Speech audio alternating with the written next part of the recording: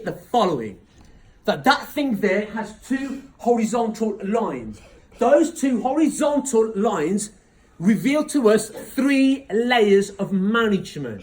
The 3 layers of management are at the very top. Strategic management, tactical management, sometimes referred to as middle management in some textbooks, the phrases are interchangeable, and operational management. So we have 3 layers of management, important. And what we do know is the following, that as far as those 3 layers of management are concerned, all management are doing 2 fundamental things. They're making decisions and solving problems. Now, I don't know whether this ever occurred to you, but managers get paid a lot of money. Some managers get paid 7-figure salaries. And have you ever not wondered to yourselves, why do they get paid so much? The bottom line is that they are doing those 2 fundamental things that ordinary employees like yours truly in this organisation, Middlesex University London, is not doing. Making decisions, solving problems. Now, what you've got to appreciate is that that's done on 3 different levels. It's done on a strategic level, it's done on a middle management tactical level, and it's done on an operational level, as the diagram beautifully illustrates. So, strategic, middle, tactical management, operational management. So we have management sitting here, sitting there, sitting there. And they are making managerial decisions, they are solving managerial problems. But what you've got to appreciate is this. The nature of the decision making differs from here to there. They are making different kinds of decisions. At the very top, they are making strategic decisions. Here they're making tactical decisions, down there they're making operational decisions. But whether it's a strategic... Go for it.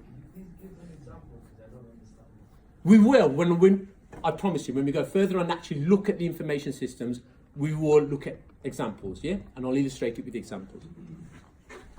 So we have strategic, tactical, operational, and we will look at examples when we look at the actual information systems. So now, decisions are made here, decisions are made there, decisions are made down there, at the lowest level. But the kinds of decisions they make differ. We have strategic decisions made here, tactical decisions made there, operational decisions made there. Strategic problems resolved there, tactical ones there, operational problems resolved at the very bottom. Now, in order to resolve those problems and make those decisions, they need information. What this diagram then suggests is the following, that we all of a sudden have different types of information. For at the end of the day, if someone is making a strategic decision, they need strategic information. If someone is making a tactical decision, manager is making a tactical decision, they need tactical information. Someone at that operational level, a manager sitting there, if he or she needs to make an operational decision, they require operational information. So, important, please appreciate. We have these different types of management information systems. We have these different types of information systems. Different types of information systems, and the 4 that I mentioned, transaction processing system, a management information system, decision support system, and executive information system or executive support system, they all produce different kinds of information. And so when we look at these 4 and examples, when we look at these 4, what is of absolute paramount importance is that you align these 4, aligning them to these different levels of management. Are we all absolutely crystal clear in that? I just want to sort of build the context here before we actually look at the 4 types of information systems. So we've got those 2 vertical decisions giving us 3 layers of management. But what I also want you to appreciate is this, that when we look at that pyramid, which is a representation of any organisation, whether it's a global international organisation, hundreds of thousands of employees, whether it's a single person running a corner shop, what I want you to appreciate is this, that model holds true. So you're probably now thinking, well, hold on, how the hell does that model hold true if it's simply just a corner shop and it's a 1-person operation? Well, let me tell you, if it's a corner shop and a 1-person operation, that single person would have the responsibility of making these decisions and that decision there. Middlesex University London is no different. Middlesex University London, in terms of how it operates, can be defined in terms of this. We have someone sitting right at the very top there. go one floor up, glass corridor down over there, in his plush office, earning over 300 grand a year, twice as much as what the Prime Minister is. And he sits there, right at the very top here from Middlesex University, London. And what's the job? The job is to do nothing more than long-term forecasting. There we go. So you're asking what strategic decisions are. And that's a strategic decision. Strategic decision is, for example, where is this university going to be in 5 years' time? In 5 years' time, where should the university open another campus globally on this planet? We've already got some in Mauritius, we've got some in Dubai, we've got some in Malta. Should we open one up in China? That's a long-term decision. It requires thinking. It's forecasting. Do we appreciate that? And those are tough decisions to make, there at the very, very, very top. This university, we've actually got a physical campus here in Hendon. In 5 years' time, should we shut this down and become solely an online provider of education? Now, we'll shake our heads, but the bottom line is this. It's a strategic decision. It's a long-term decision. It doesn't have to do anything with the day-to-day activities that take place here. Do we appreciate that? So there's some examples of what we mean by strategic decisions being made at that strategic level. But then at the end of the day, what you've got to appreciate is at that operational level, day-to-day activities take place. One of the day-to-day activities that are taking place is yours truly here, delivering this lecture. Another day-to-day activity is there are people at Uni Help Desk in the Learning Resource Centre dealing with student queries. There is someone over in HR trying to recruit new lecturers, thinking of lecturers that they could possibly give the P45 to. But the bottom line is, these are day-to-day activities. Now, as far as those day-to-day activities are concerned, they have to be controlled. They have to be organised. An organisation just can't go off and randomly do whatever it wants to do at an operational level. It's got to be synchronised with what we strategically want to do. So important, very important. As far as the organisation is concerned, in terms of these day-to-day operational activities that take place here, they have to be controlled, they have to be organised. In order to control them, in order to organise them, we need middle management. And middle management, as I say, sometimes we go to tactical management, sits here. And they very, very importantly attempt to plan and control those day-to-day activities. But in order to plan and control those day-to-day activities, they require information. Where do they get the information from? They get it from particular kinds of information systems, which we will look at later on in today's lecture. But then, right at the very bottom, those day-to-day activities that are taking place, middle and tactical management are planning and controlling those activities, fine. But at the end of the day, you've got to have someone who's going to deal with it. You have to have a low-level set of management, a team there that's actually going to deal with the nitty-gritty of day-to-day activities. So, dealing with those day-to-day activities also requires information, because there's certain decisions that need to be made, certain problems that have to be resolved on a day-to-day basis, on what we call the cold face. And as far as that's concerned, that requires information, and it's dealt with by operational management.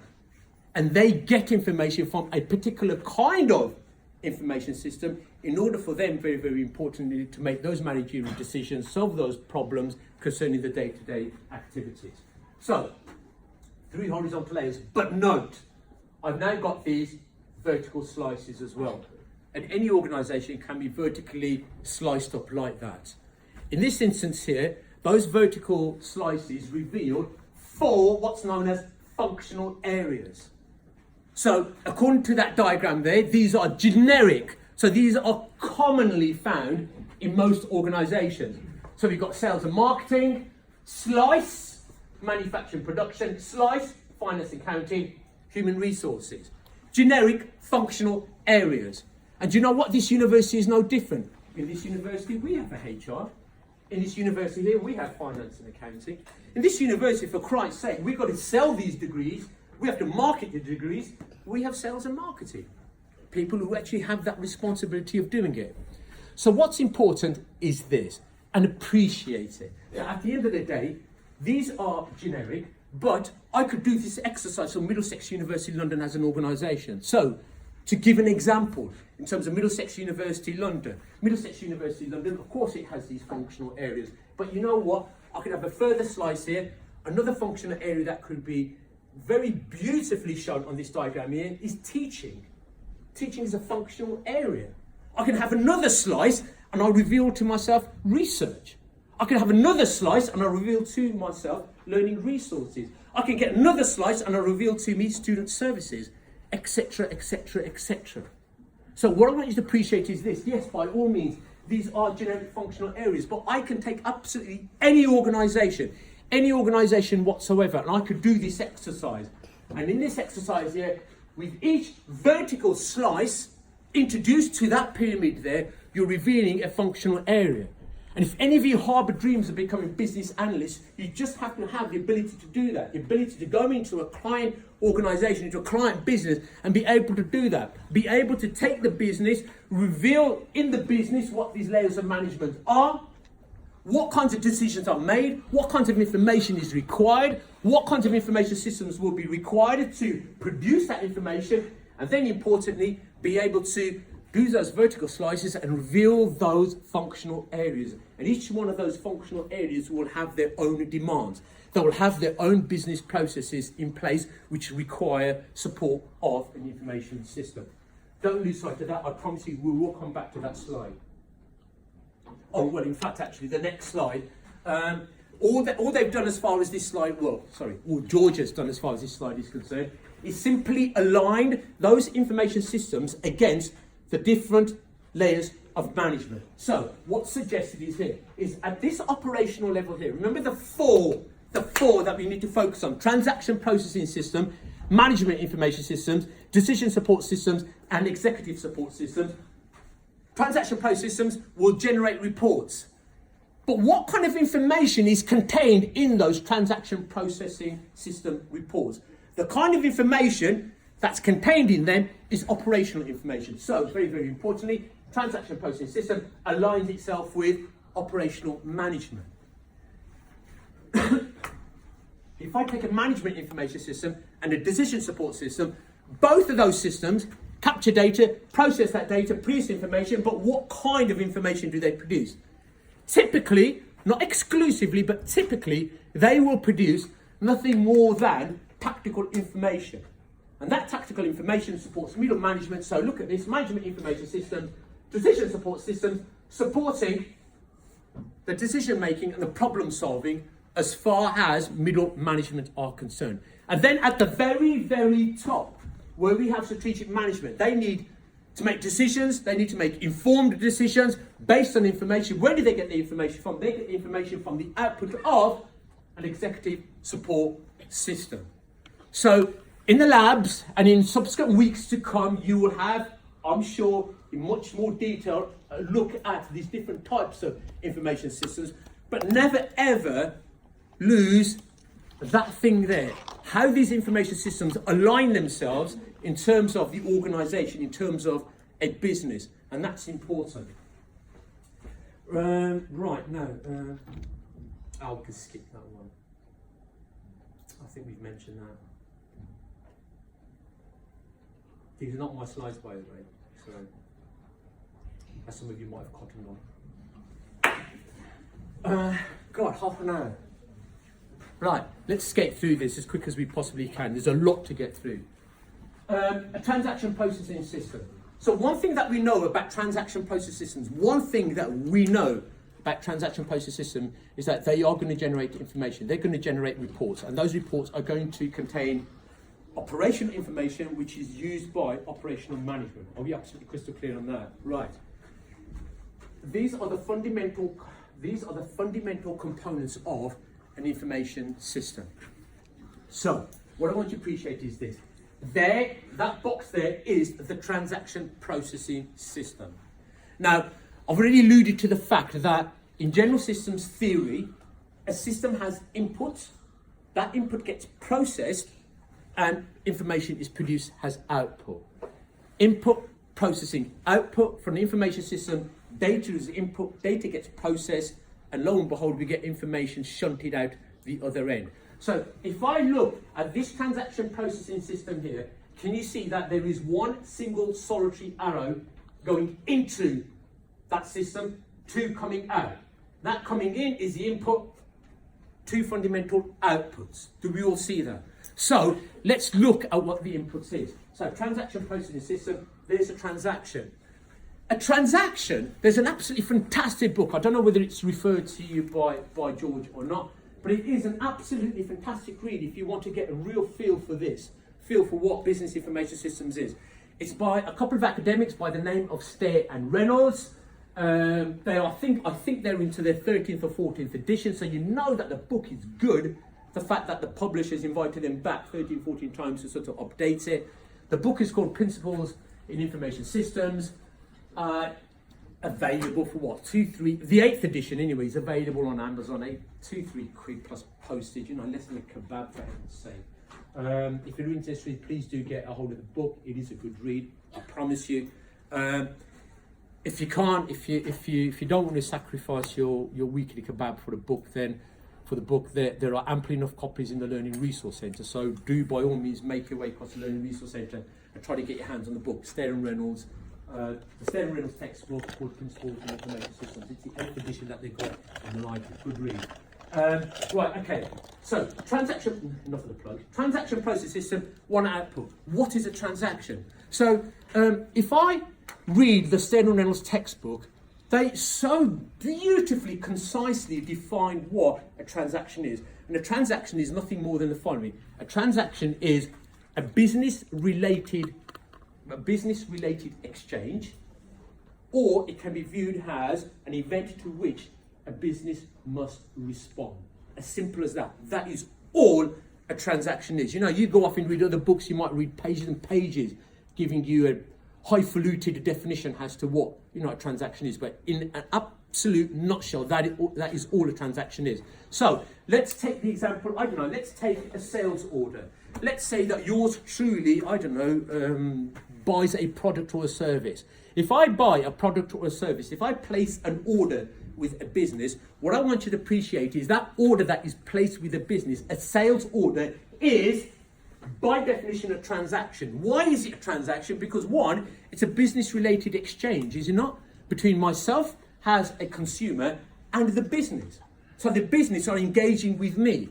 So I know by definition, if I follow that definition, that that is a transaction. But it's also an event to which the business must respond.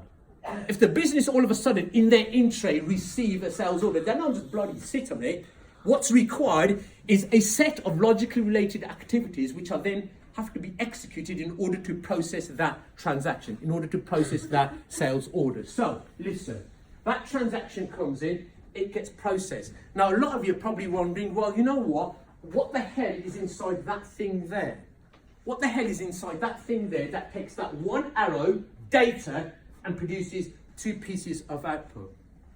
The only thing that's contained in there is a set of logically related activities. And this set of logically related activities are executed by the system, by the information system. There is software sitting inside there which constitutes, very importantly, part of the information system.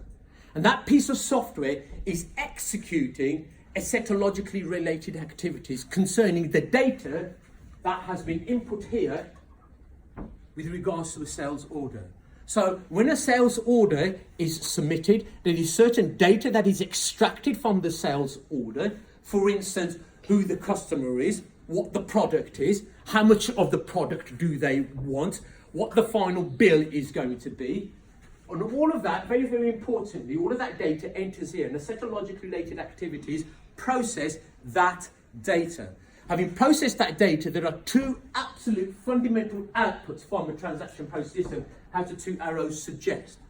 1, organization's database.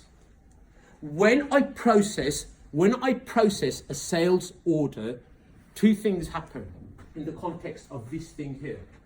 1, I retain a copy of that sales transaction. I mean, what company would not do that? All companies do that.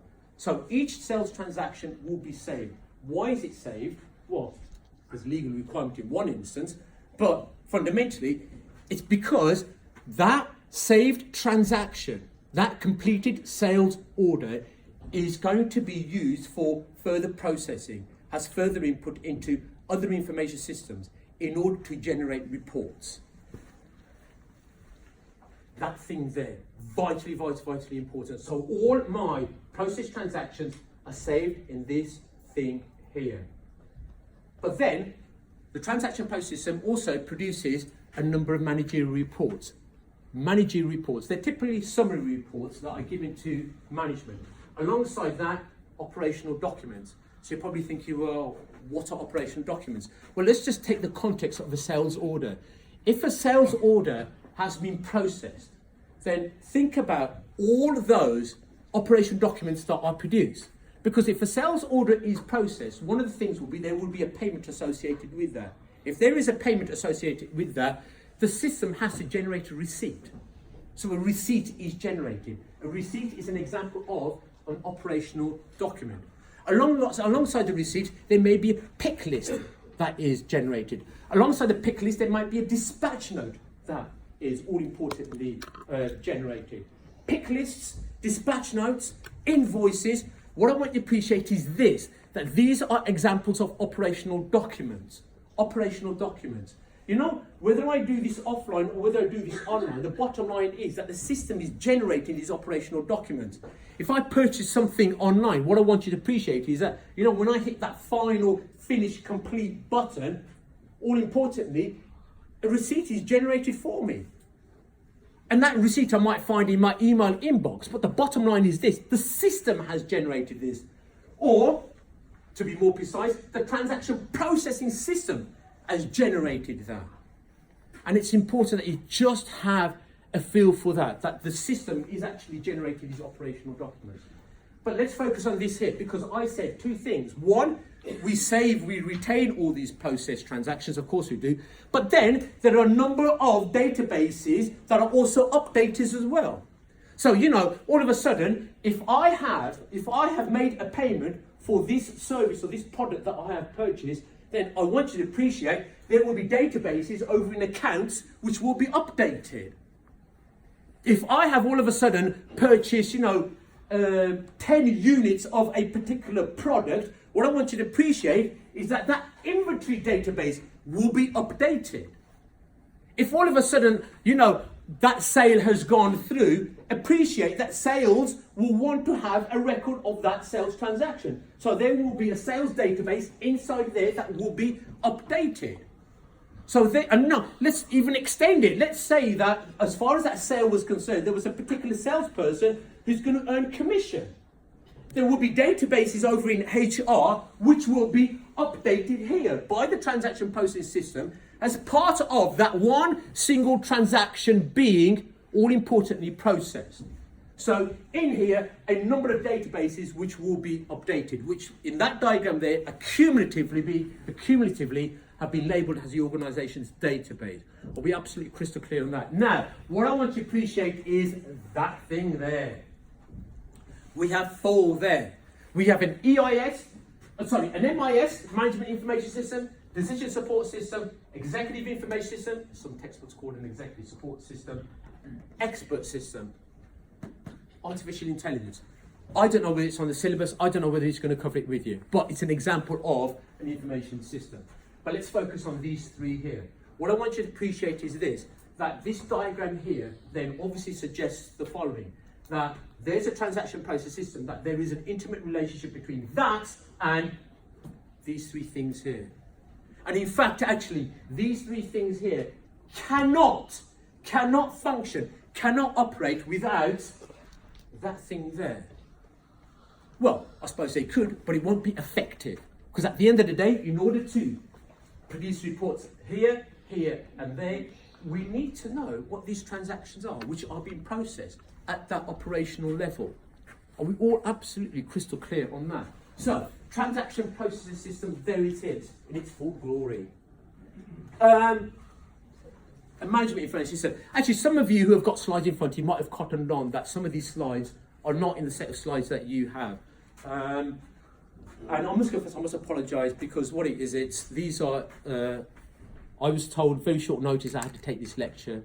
And in order to understand this lecture, I took a whole host of his slides. He had about 7 slides on transaction post system, and I thought, in 55 minutes, I can't go through 7 slides just on transaction post system. So all I did is I sort of took what I had to take, condensed it concisely, put it into one diagram. Likewise, for management information systems, I promise you're not losing out on anything. For management information systems, I think he had about 6-7 slides, and I'm not going to go through 6-7 slides with you. So all I did is I took the contents of 6-7 slides, mashed it together, and morphed out this diagram here.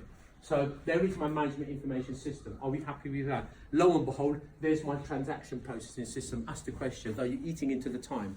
I did say I'd take the questions at the end, but... Sorry? If you know that this won't take an hour, why is the lecture an hour? Why are you shooting the messenger? I have no idea. If it was me, I would never ever attempt it.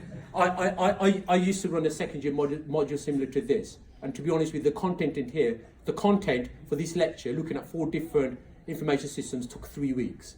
How you attempt to do it in 1 hour, I don't know. But anyway, that's what I'm attempting to do. So, management information systems, transaction processing systems. So, behold. There's the diagram. We can see the diagram. In the diagram, we can see the transaction processing system there. Business transactions coming in, process them.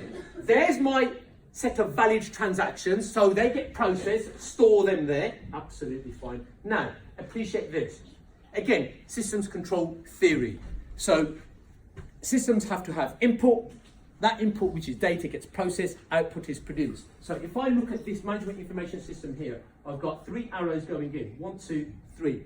Those 3 arrows going in are data. That's input. So the input to a management information system is threefold. 1, the database of valid transactions, which we already talked about, produced by my transaction processing system. They're there. Fine. But note, I've got databases of internal data, databases of external data, which also feed into my management information system. So what is that all about? Right, let's take them one at a time. Database of internal data. A few slides ago, we had the pyramid, did we not? And with that pyramid, we said that that was a beautiful diagram, beautiful way, beautiful model of illustrating not just the hierarchy within the hierarchical management structure within an organization, but also the different functional areas. So each of those vertical slices revealed to me a functional area. What I want you to appreciate is this, that when a transaction is completed, that transaction might trigger off activity across a number of functional areas. So for instance, if I take sales, if I just take sales as an example, a sales transaction, can you see that there will be activity triggered off in sales? There'll be activity triggered off in sales as a functional area. There will be activity triggered off in accounting. There will be activity triggered off in warehouse, etc., etc., etc. So all of a sudden, one transaction involves a number of functional areas, a number of activities across a number of functional areas. Note, each one of these functional areas will have databases. So there will be a sales database containing sales information. There will be a database in the warehouse, the inventory database, which contains all the stock information. There will be data on my customers, etc., etc., etc., etc., across a number of different functional areas. So, in order for management information system to work, not only does it take as input valid transactions from the transaction processing system, but it also reads in data from these internal data stores as well. So, you know, as I said, in that diagram there, we had 4 functional areas, and there might be activity triggered in each one of these 4 functional areas. And so databases might have to be read from, data might have to be taken in from those 4 functional areas, the databases in those 4 functional areas. That's what we mean by databases of internal data. But note again how I'm trying to link this with that all-important pyramid model. That pyramid model, do not ever lose sight of it for the remainder of the 2 odd years that you're here. And then we have a database of external data. What do we mean by that? Well, what we mean by that is, well, look, we will have data on entities that are external to the business. So I might have data on my suppliers. If I have data on my suppliers, then I can, if the transaction demands it, I can read in data concerning my suppliers. That's important. You know what? I even might have data on my competitors.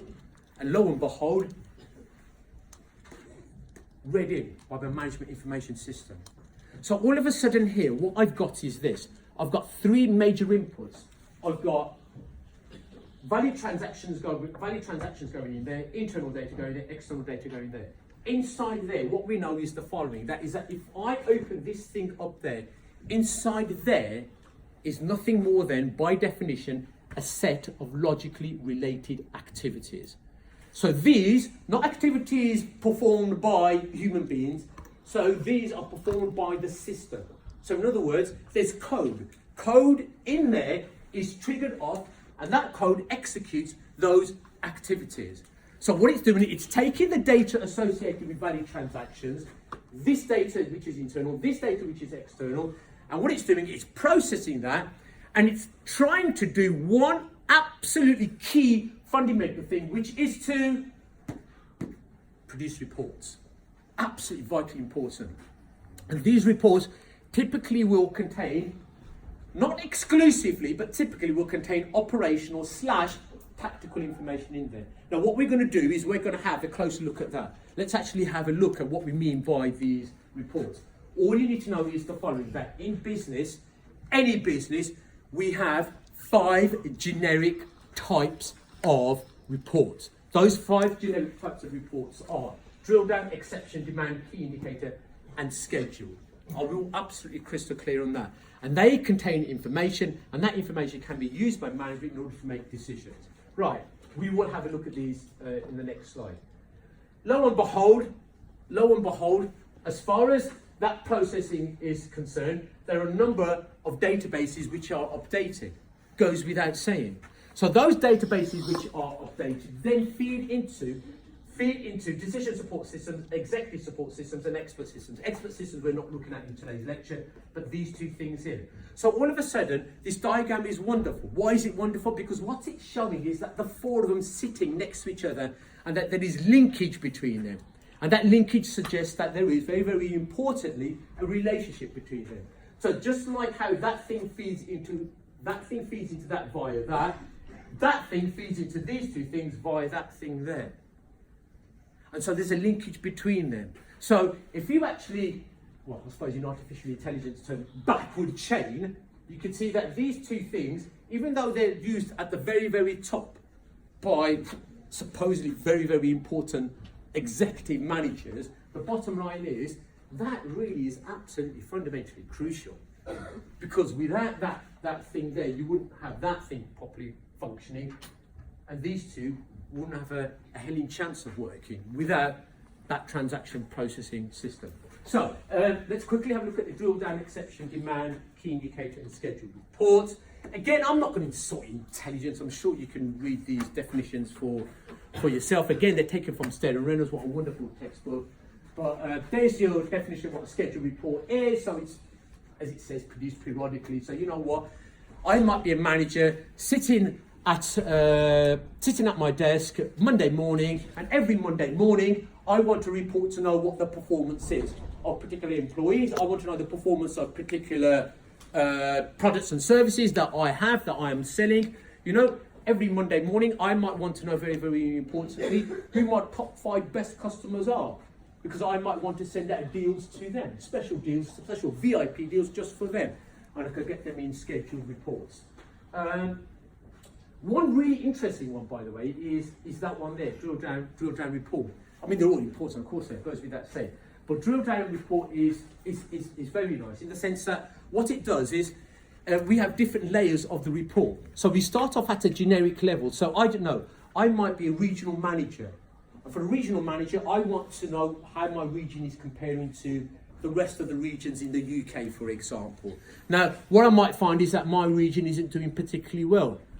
In which case, I can, and here's the phraseology, drill down and get more contextual information. So I might drill down and look within my region to see how my individual retail outlets are doing. And what I might do is I might find that there's a couple that are underperforming. In which case, I can focus all my energies on that in terms of problem solving and decision making. And I might even visit them. And before I visit them, very, very importantly, I might be able to drill down even further and actually have a look at individual employee performance. within that branch. And now think all of a sudden the kinds of decisions that you can make.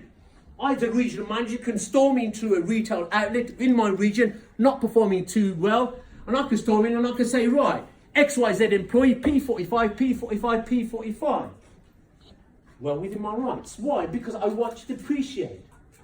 In terms of sacking someone who's underperforming, giving someone their marching orders, giving someone their P45, there's no emotion involved in it. Emotion has been completely stripped out of the decision-making process. It is absolutely 100% informed. Why? Because it's based on information. Information contained there in my drill down report. So some of the kinds of decisions that can be made, I just want you to have appreciation that, at the end of the day, this information allows managers to rationally make decisions and strip out all the emotion involved in terms of decision making. So, types of reports. We are now seriously running out of time, but I will carry on. We've got another 6-7 minutes in which I can do it. Right, a decision support system. What I want you to appreciate is this, that there's the hierarchy, operational, tactical, strategical. And as I go through this information system, we're slowly climbing up that hierarchy. We're slowly climbing up. So we started at the operational level, very important with the transaction process system. We then climbed up and we said the management information system served tactical middle management. And we're climbing further up now. And the decision support system, very, very importantly, supports those at a tactical level and possibly, if they want to, at an executive level as well. Fundamental components of a decision support system. Let's very quickly talk our way through it. There's my decision support system, dialogue manager. Don't get hung up on the terminology. It's not as hard as you think. It's not bloody rocket science. The bottom line is that that's nothing more than the user interface between the decision support system and the user. So there's the user, there's the user, decision support system, user interface is provided through the dialogue manager. Nothing more than that. So that's the conduit, that's the vehicle for a user to get access to the decision support system. External database access, well, we need that. Important, as I said, already alluded to, there are certain sources of data which I can get externally from other organisations, from other institutions to help me in my decision making. So if I look at this external database access, I might access to trade. Do you know what? Yes, that's a nice example. There are certain trade associations. So let's say that I'm in the retail market. If I'm in the retail market, I don't know, let's say that I'm selling watches. If I'm selling watches, there are certain trade organisations, trade associations that actually, are affiliated with horology, with watchmaking. And very, very importantly, I could very easily, through my decision support system, access that. Access what is actually happening within the industry through these trade association publications. So a nice example there. The model base, absolutely imperative importance. Why? Because what I can do is I can take external software and bolt it onto my decision support system. So I know that I am awash with data. Awash with data, awash with data, a lot of data. And ideally what I want to do is I want to do sophisticated statistical analysis on that. So what I can do is I can get specialist, for example, specialist statistical software such as SPSS, and I can bolt it onto my decision support system in order to do statistical analysis on the data that's contained, that I have access through my decision support system. The model base also allows me to, as the name suggests, to do modelling. This will be picked up in the labs, and I'm sure in future weeks it will be picked up by George. But there are three fundamental types of modelling that I can do here on my model base. One is simulation, the other is goal-seeking analysis, and the other one is what-if analysis. What-if analysis, goal-seeking analysis, simulation. Three kinds of modelling that I can do. So what I can do, very importantly, is dream up of scenarios. So all of a sudden I can ask myself, well, what if I employed another 100 sales representatives? What impact will that have in terms of my sales revenue? I could ask myself, what if I dropped 25% of my product lines? What impact will that have on my sales revenue? And all this kind of modelling can be done via the model base there. Important. We obviously have access to the internet and other networks, that's fine because we can source information there. Let's focus on that thing there, the database. Right, data mining.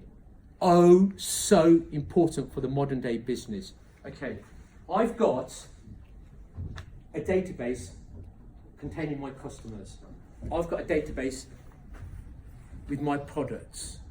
What I would ideally like to do is data mining. And what data mining does is the following. It takes disparate data, brings it all together in one pool. So in this example here, let's say that I've got a database of customers, I've got a database of products. Bring it together. Right, now that I brought these two data sets together, what I want to do is the following. I want to ask myself, is there any, and here's the magic word, is there any correlation? Is there any relationship? Are there any patterns suggested in these two data sets? What would be absolutely wonderful, and what data mining can do is the following. Data mining can do this. Data mining can say, look, data set, customers, products. Bring it together, let's search for patterns. Now think what you can do. One of the things that you could do is this. Think of the scenario, how absolutely wonderful it is. Let's pick out a customer. If I pick out a customer, let's define that customer, let's give that customer a profile. So let's say that customer there has a certain geographic, psychographic, yes, and demographic profile. Geographic, demographic, psychographic profile, look at that individual there. That profile unique to that customer there. Well, in fact, actually, I might have 1 million customers in there, and what I might do is I might say, okay, for that particular profile, for that specific demographic, geographic, and psychographic profile, I might identify, the system, data mining, might identify, I don't know, out of that 1 million, it might identify 50,000 who match that exact profile. Now, what I want you to appreciate is this. Let's take one particular product. Through data mining, what we can say is, those 50,000 who have that absolute identical profile, will they purchase this product? And the system will look to do that. Data mining will look to see whether there's a correlation between customers of a particular profile and particular products. Think about what you could do. Think about if there is a correlation, relationship suggested. All of a sudden, as far as marketing is concerned, I don't know how many of you are doing marketing, but as far as marketing is concerned, that's absolute gold dust. For you to say, you know, for a particular product, here's a particular product, I might have 1 million product lines. And to say, let's close my eyes, dip my hand, outcome, there's one product there. What is the kind of customer that's going to purchase, who's going to engage, who wants to buy that product and service? God, you would bite your right hand off to bloody know that. And all of a sudden, through data mining, through a decision support system here, data mining taking place in there, we're able to do that. We're able to match, in this scenario here, in this example here, we're able to match a particular product with a particular profile of customer. A customer who has a certain geographic, psychographic, demographic profile, bang. As far as marketing concerned, absolute gold dust. And if you could do that for every single product in a catalogue of 1 million products, think what you could do. Think about the decisions you can make. Think about the problems that you could resolve with that, yes? Okay, so decision support system, I must confess, I've run out of time. The only thing, please don't chat because I've not finished. The only thing that I wanted to say was, the final one, which is an executive information system, he has several slides on this. God knows how he's going to go through a lot of them. But what I will say, oh hold on, it's this slide here. All I will say, as far as an executive information system, I've already alluded to the fact that it's a kind of decision support system. So everything that I said in the previous slide about decision support systems also holds true for executive information systems. But executive information systems have a focus on two things, or more focus on two. Folks at the back, thank you, I've not finished. They have a focus on two things. One is that in terms of the amount of data that they have access to, they use visualizations. So more often than not, they take all that data and use specialist software so that, you know, the old Chinese adage, a picture paints 1,000 words, so that that information can be conveyed in a very quick, meaningful, instant way through visualization, through graphs, through charts. And that's the strength of an executive information system. And also something I also touched upon is the fact that in terms of drill down reports, remember we talked about drill down reports in management information systems, there's a much more emphasis, a much more focus in an executive information system. Folks, all I wanted to say was thank you very much for listening. Before you leave, as I said, for those who drifted in late, George is not here this week. He'll be back next week.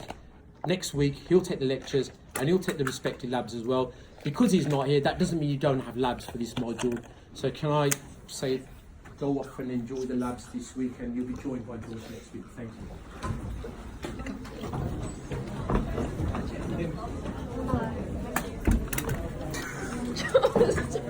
Yeah, no.